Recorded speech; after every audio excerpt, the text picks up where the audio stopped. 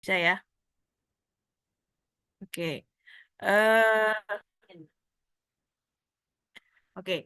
Untuk teknik telekomunikasi 2, kebetulan dosen instrukturnya nanti sama saya. Nah, untuk teknik telekomunikasi 2, ini beberapa materi yang dipraktikumkan adalah seperti ini. Jadi, sementara sementara untuk praktikum teknik telekomunikasi 2 ini, sementara ada 3 modul yang disiapkan. Eh, Mata kuliah yang yang dicakup oleh praktikum ini sebenarnya ada 3. Yang pertama adalah mata kuliah kecerdasan buatan, yang kedua adalah mata kuliah cloud computing, dan yang ketiga adalah mata kuliah network management atau manajemen jaringan sebenarnya. Tapi sementara karena baru ya di semester ini, jadi sementara modul yang sementara sudah dan sedang disiapkan ini sementara baru 3, di mana ini adalah mencakup praktikum untuk mengcover perkuliahan kecerdasan buatan dan juga cloud computing ya. Oke. Jadi ada untuk modul 1 dan modul 2 di sini praktikumnya terkait mata kuliah kecerdasan buatan dibagi dua, ada yang mempraktikumkan terkait algoritma yang regresi dan juga ada yang algoritma yang klasifikasi. Untuk praktikum yang modul ketiga nanti mungkin akan terjeda ini ya. Jadi praktikumnya rencananya adalah tentang cloud computing di mana nanti teman-teman akan mencoba virtual cloud computing melalui software. Nah, sementara software masih kita coba mana yang lebih proper untuk dipraktikumkan. Jadi fokusnya lebih membuat ke virtual cloud computing seperti itu. Nah, izin saya sampaikan dahulu untuk modul 1 dan modul 2 terkait praktikum ini. Sebenarnya nanti apa sih yang dipraktikumkan, kemudian targetnya seperti apa? Ya, jadi untuk praktikum kecerdasan buatan di modul 1 dan modul 2. Oke. Di modul 1 dan di modul 2 ini berfokus pada beberapa hal sebenarnya. Di sini yang saya garis bawahi adalah praktikum ini sebenarnya ada beberapa eh, semacam keahlian semacam seperti itu yang nanti akan teman-teman pelajari selama proses praktikum. Di antaranya adalah yang pasti adalah penggunaan bahasa Python. Jadi di sini teman-teman akan mengenal bahasa Python seperti apa prosesnya, ada inisialisasi dan lain-lain, jenisnya seperti apa. Kemudian penggunaan softwarenya di sini kita pakainya Google Colab, jadi langsung nggak perlu install ya, langsung bisa dipakai dengan menggunakan akun Google. Kemudian tahap-tahap yang dilakukan pada proses pelatihan data machine learning yang sebelumnya sudah pernah kita bahas pada saat perkuliahan, itu direview ulang melalui praktikum ini. Tahap-tahapnya itu ada apa aja, kemudian apa saja di bagian programmingnya itu ditampilkan dalam bentuk seperti apa, seperti itu. Jadi bukan sekedar program saja, tapi di programnya itu dijelaskan bahwa ada tahap-tahap terkait pengolahan data di machine learning itu sendiri. Kemudian juga memahami penggunaan algoritma machine learning. Di sini ada machine learning regresi dan juga ada klasifikasi. Di mana nanti data yang kita olah itu dua-duanya adalah data-data yang eh, algoritma machine learning itu ada yang supervised, ada yang unsupervised. Nah, yang kita praktikumkan di sini hanya yang supervised. Jadi yang dia punya label. Jadi ada data yang kita prediksi. Ya. Kemudian fokus utamanya sebenarnya nanti output nanti yang harus teman-teman pahami dan analisa adalah terkait evaluasi dari setiap algoritma yang dipakai, ya. Jadi kalau melihat materi yang sudah saya sampaikan, teman-teman bisa lihat di materi PPT yang kedua dan ketiga terkait pengantar mesin learning dan juga supervised learning. Di situ ada bagian evaluasi. Nah, jadi tujuannya praktikum ini adalah teman-teman pertama bisa tahu tahapan praktikum tahapan penggunaan algoritma mesin learning. Jadi tahapannya apa aja, seperti apa dan bagaimana. Kemudian di akhir hasil dari yang dihasilkan dari mesin learning itu sendiri, hasil prediksinya tentunya kan harus dibandingkan dengan hasil yang sebenarnya. Nah, cara membandingkannya itu disebut dengan tahap evaluasi untuk kita bisa tahu bahwa algoritma yang dipakai itu sebenarnya proper atau enggak seperti itu. Nanti ada beberapa evaluasi. Nah, di sini metrik evaluasi yang dinilai itu kira-kira seperti ini, ada RMSE dan lain-lain, akurasi, precision, recall, F1 score. Kemudian dalam bentuk tampilan nanti ada confusion matrix, scattering plot, dan future importance. Mungkin sedikit saja saya review kalau dari materi ya. Jadi di PPT, nanti mungkin ini yang akan saya share ya. Ini proses dalam machine learning. Ini sudah ada di PPT materi kecerdasan buatan di sebelumnya. Jadi saya lupa, kalau nggak salah PPT yang kedua apa PPT yang ketiga gitu. Jadi tahap-tahapnya adalah pengumpulan data. Nah, ini ada data yang kita pakai untuk praktikum. Nanti silakan disesuaikan atau bisa ditanyakan ke Aslabnya seperti apa datanya. Kemudian setelah data ini ada, kemudian bagaimana memproses data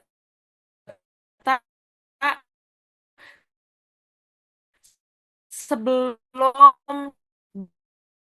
dia dilatih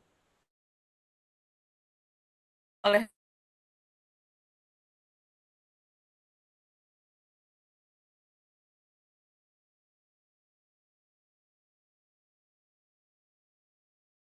seperti itu, tentunya teman-teman juga akan paham bagaimana jika menggunakan algoritma yang lain, kira-kira itu. Nah, bagian evaluasi model machine learning, ini salah satu contohnya yang ini, yang tadi saya sampaikan ada min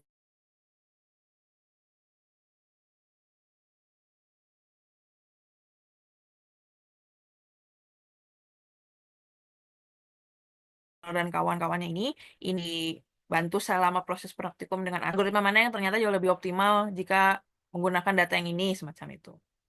Nah, biasanya evaluasi yang ini dipakai untuk regresi dan klasifikasi. Ya, regresi dan klasifikasi. Kemudian ada lagi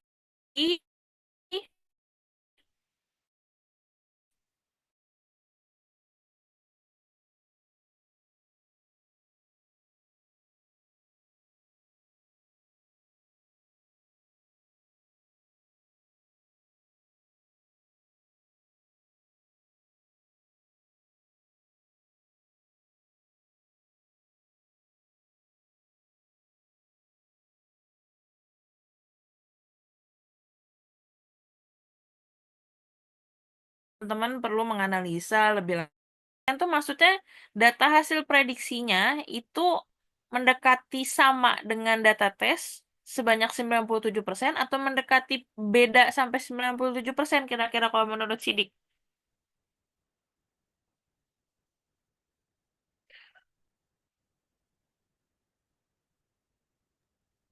Beda kali Bu. Oh, jadi misalnya data prediksi bedanya sampai 97% gitu maksudnya. Iya. Oke. Kalau 97% tuh maksudnya gimana sih, Dik? Bisa gambarin nggak? Misalkan level sinyal ya. Tadi misalnya kita contohnya level sinyal. Level sinyal yang sebenarnya saya anggap ini A, level sinyal yang prediksi ini saya anggap ini B. Kalau misalnya di sini level sinyalnya adalah minus 60, ini minus 63, anggaplah ini 97% akurat ya. Ini ke sini tuh akuratnya adalah 97%. Menurut yang bagus itu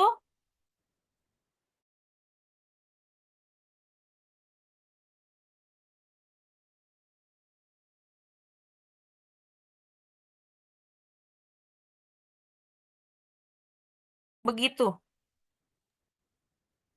Yang begini. Begini tuh yang 97. Iya, yang 97. Ah, ya. Berarti berarti sebenarnya Sidik paham, cuman bingung ininya. Jadi 97% itu, jadi makin, ini kan berarti akan mendekati nilai 100 ya. Makin besar angkanya, mendekati 1 atau mendekati 100, itu berarti tandanya semakin akurat. Maksudnya semakin akurat tuh berarti hasil yang diprediksi akan semakin mendekati hasil yang sebenarnya. Jadi kalau misalnya prediksinya 60 dBm, misalnya ya, prediksi 60 dBm, data tesnya misalnya minus 60 dBm juga. Jadi data yang diprediksi sama data yang sebenarnya ini sama. Nah, inilah yang disebut dengan data akurasinya adalah 100%. Amat sangat akurat, 100% akurat. Tapi kalau ternyata meleset sedikit, misalnya data prediksinya jadi 62. Nah, ini bisa jadi sekitar 92 atau 95% lah. Atau 97% biasanya gitu. Misalnya melencengnya jauh, ini jadi minus 80.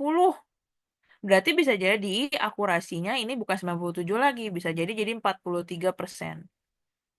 Nah, ini tidak diharapkan ya. Nah, nanti teman-teman akan melihat perbandingan dari setiap algoritma yang digunakan di dataset yang dipakai. Nanti teman-teman lihat akurasinya. Akurasinya segini atau kurang atau bagaimana? Jadi antara algoritma yang berbeda itu teman-teman bisa bandingin nilai akurasinya mana yang lebih baik. Dengan data yang lebih baik. Nah, Tito waktu itu pernah kuliah kan, pas kuliah nanya, Bu, berarti kita harus pakai algoritma yang mana untuk bisa menggunakan mengolah data tertentu. Nanti teman-teman akan mencoba satu data, tapi bukan data tentang telekomunikasi ya, tentang secara umum. Jadi kayak kunjungan toko, kemudian kesehatan dan lain-lain. Kemudian nanti dicek nilai akurasinya. Algoritma yang direkomendasikan adalah algoritma yang memiliki akurasinya tinggi. Intinya di situ. Nanti akan dilihat dari algoritma yang digunakan itu mana yang lebih baik nilai akurasinya. Itu berarti algoritma itu direkomendasikan buat dipakai di eh, data yang seperti itu.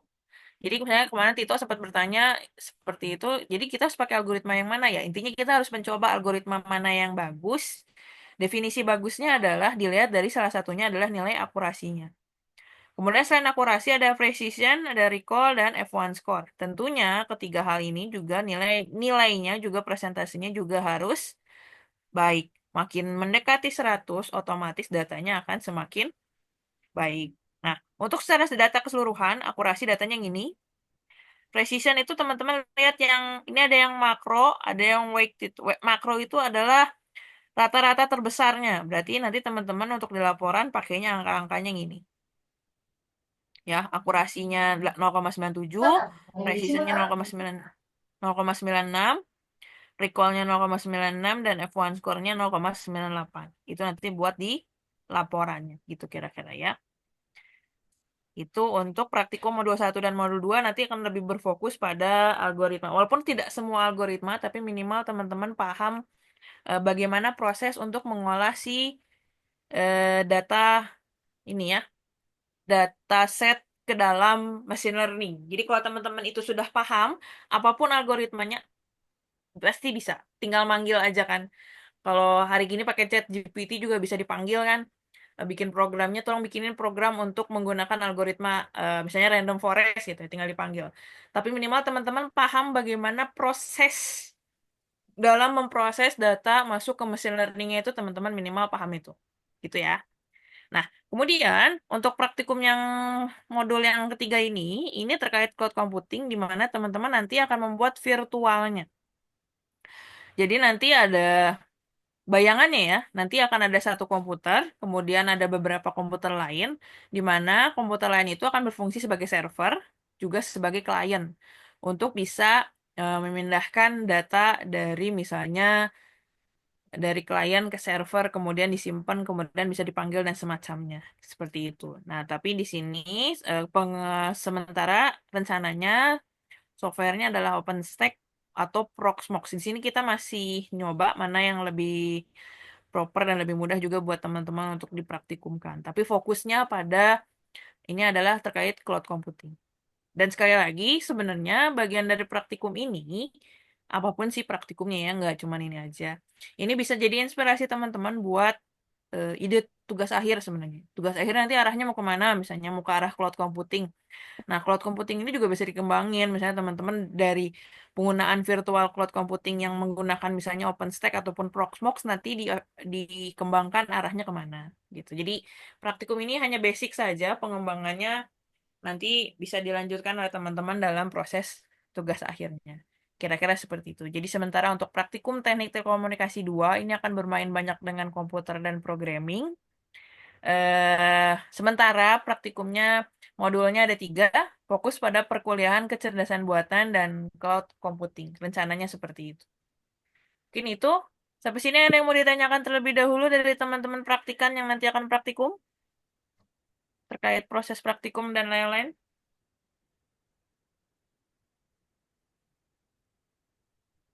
Cukup? Kira-kira bisa dipahami? Bisa, Bu. Oke, Tito. Yang lain? Aman ya? Aman bisa, Bu. Aman, Bu. Oke. Oke, kalau begitu. Mungkin itu kalau dari saya, mungkin nanti saya kembalikan lagi ke Aslep. Paling saya titip teman-teman. Nanti kan di akhir kita ada dokumentasi ya. Teman-teman boleh buka cam ya untuk membantu kita dokumentasi. Oke, itu aja mungkin kalau dari saya terkait untuk responsi praktikum teknik telekomunikasi dan informasi 2 ini. Semoga proses praktikumnya lancar dan juga teman-teman dapat ilmu dan juga bermanfaat untuk kelanjutan perkuliahan ini. Izin saya kembalikan kepada Aslepnya, silakan. Terima kasih, Bu, atas pemaparan materi yang akan dipraktikumkan. Untuk sekarang agendanya langsung dokumentasi aja dulu, Bu. Buat yang lainnya, silakan open cam untuk dokumentasi responsi.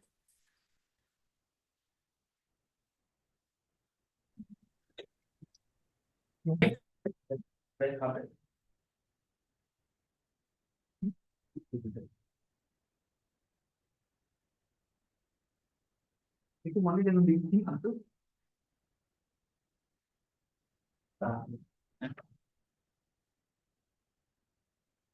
Silakan, belum?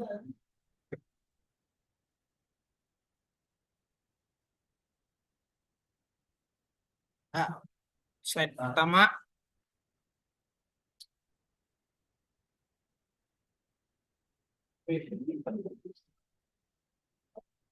Lalu slide kedua.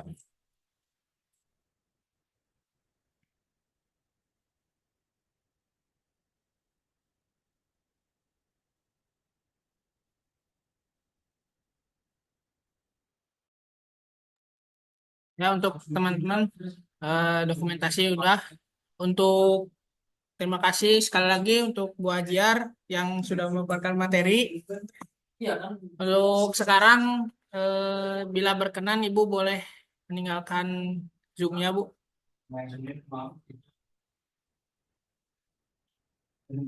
Oke, saya izin live ya teman-teman. Nanti ini yang saya jadiin host yang mana nih? Lab TTI yang Fareji atau yang satu lagi?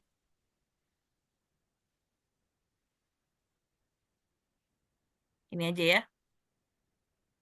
Yang ini aja, Bu, yang open. Oke, aman ya. Nanti nggak Ya, Bu. keluar ya. Ya, Bu. Oke. Oke, kalau gitu teman-teman lancar untuk proses praktikumnya. Jika ada kendala mungkin nanti di proses perkuliahan boleh sambil ditanyakan ya. Saya izin live duluan teman-teman karena saya ada agenda yang lain ya. Eh, Terima kasih. Izin saya pamit. Wassalamualaikum warahmatullahi wabarakatuh. Waalaikumsalam warahmatullahi wabarakatuh. Terima kasih, Bu. Waalaikumsalam. Dilanjutkan untuk agenda pembacaan SOP.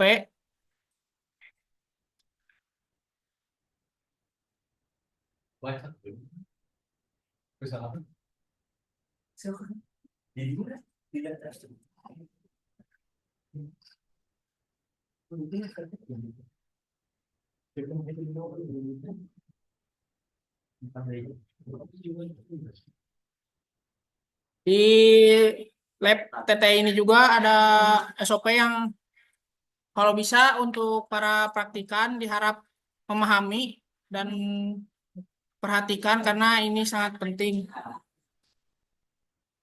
Prasyarat pendaftaran praktikum, kelengkapan praktikum. Setiap praktikum sebelum memulai praktikum diwajibkan membawa kelengkapan yang harus disiapkan untuk praktikum, seperti modul praktikum, buku catatan, alat tulis, dan kalkulator atau alat elektronik lain seperti smartphone, tablet, dan netbook. Lalu khusus untuk praktikum yang pelaksanaannya secara daring atau remote, diwajibkan mempersiapkan satu perangkat akan yang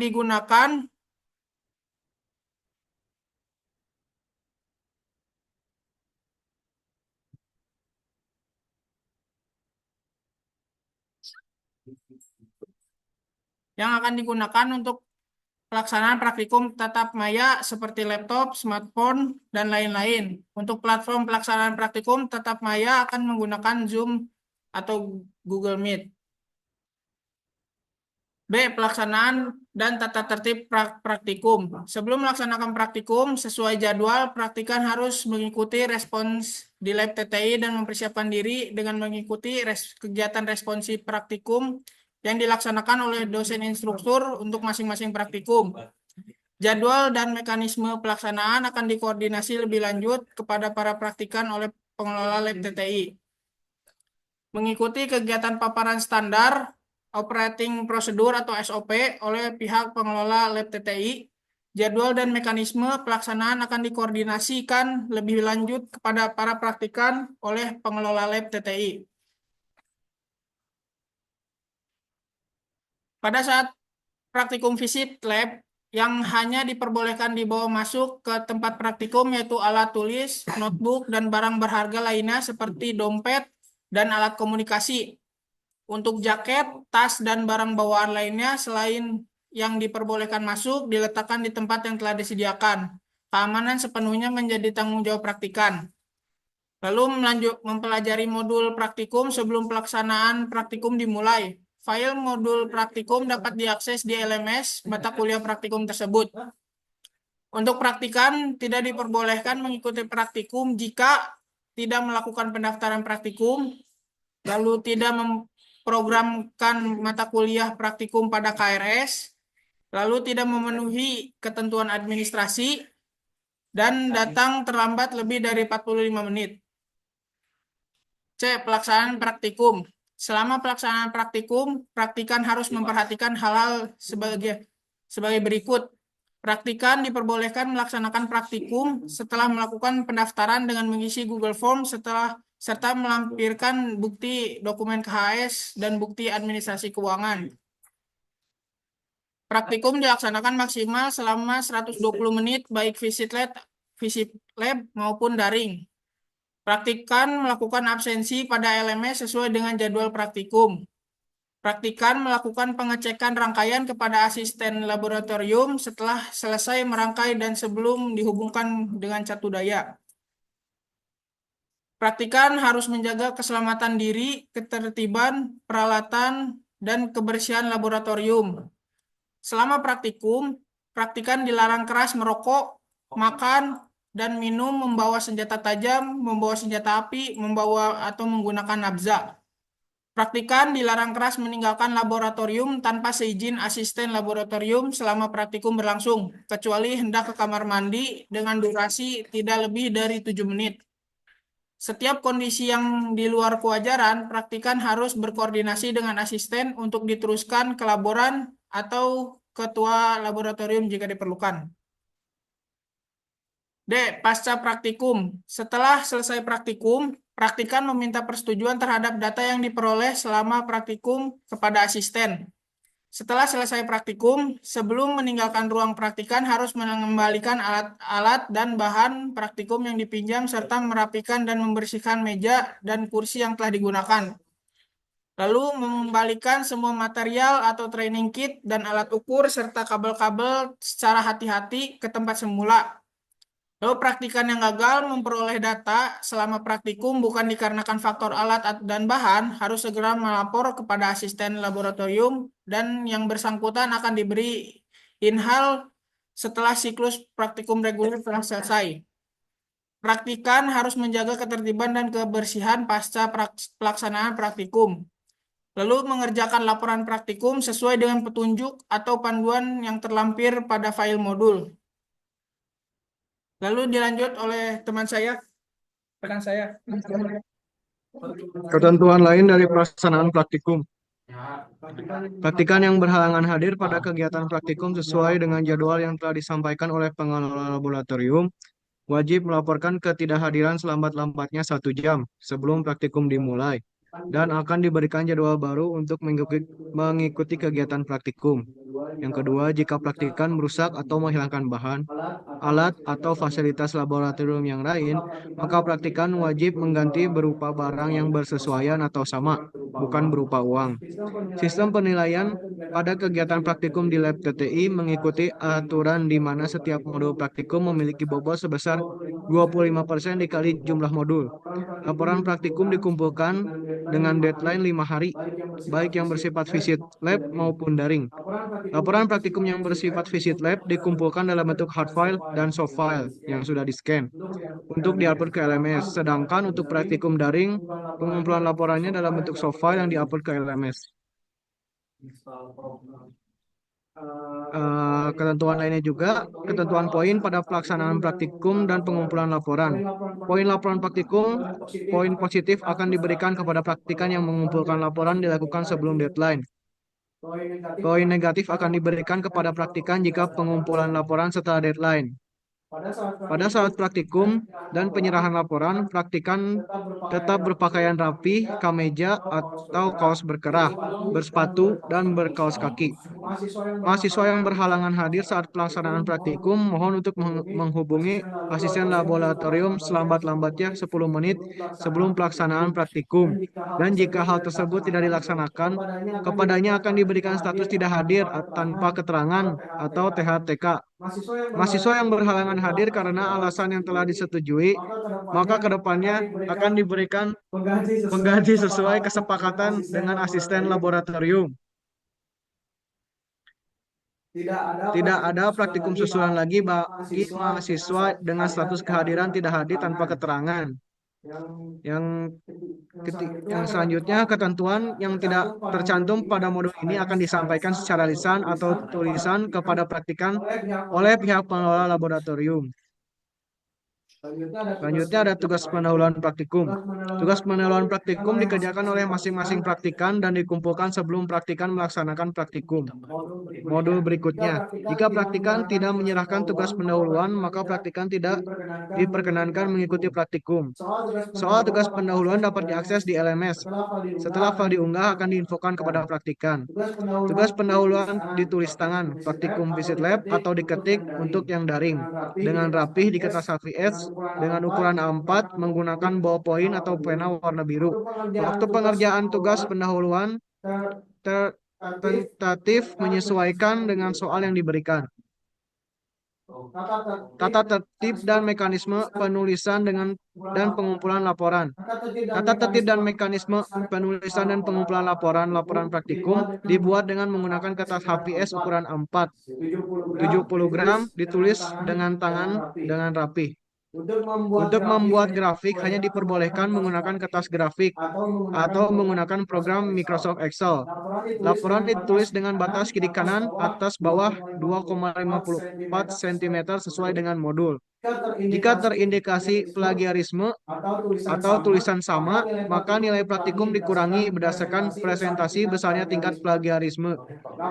Laporan praktikum memiliki susunan sebagai berikut, yaitu ada tujuan, teori dasar, alat dan bahan, langkah-langkah percobaan, data percobaan, dan analisis data percobaan, juga kesimpulan.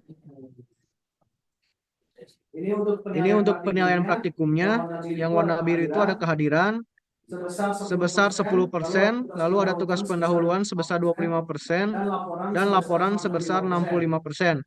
Segala hal yang belum diatur dalam tata tertib ini akan diatur kemudian sesuai dengan kebijaksanaan kepala laboratorium.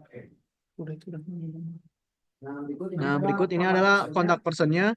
Boleh di screenshot dulu untuk kontak personnya.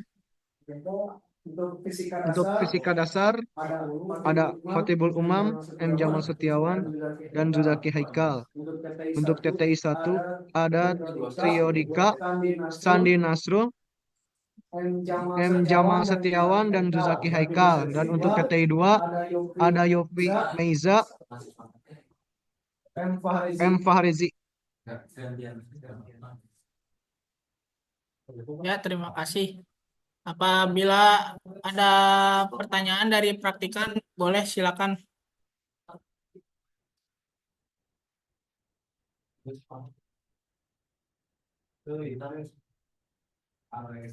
Ya kan ada pertanyaan dari praktikan mengenai mekanisme praktikum itu sendiri atau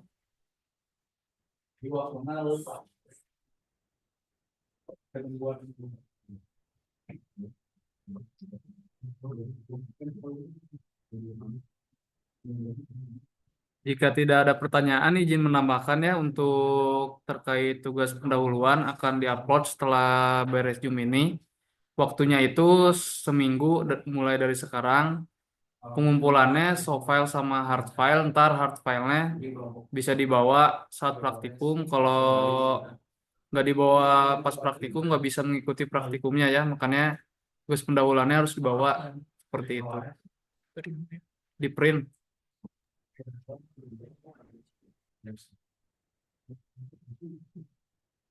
kan apa ada yang mau ditanyakan?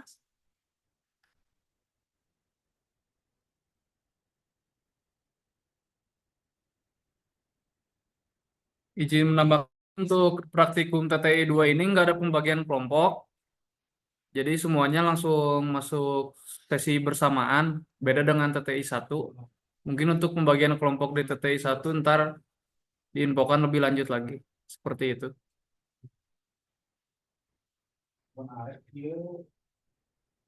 Bila memang sudah tidak ada yang ditanyakan, kita tutup saja agenda responsi hari ini dengan Alhamdulillahirobbilalamin. Responsi praktikum TTI 2 telah selesai. Terima kasih atas rekan-rekan yang telah hadir menyempatkan waktu. Wabillahi taufiq wal hidayah. Wassalamualaikum warahmatullahi wabarakatuh. Waalaikumsalam Waalaikumsalam warahmatullahi wabarakatuh. wabarakatuh. Nah, silakan boleh Waalaikumsalam. lip zoom-nya.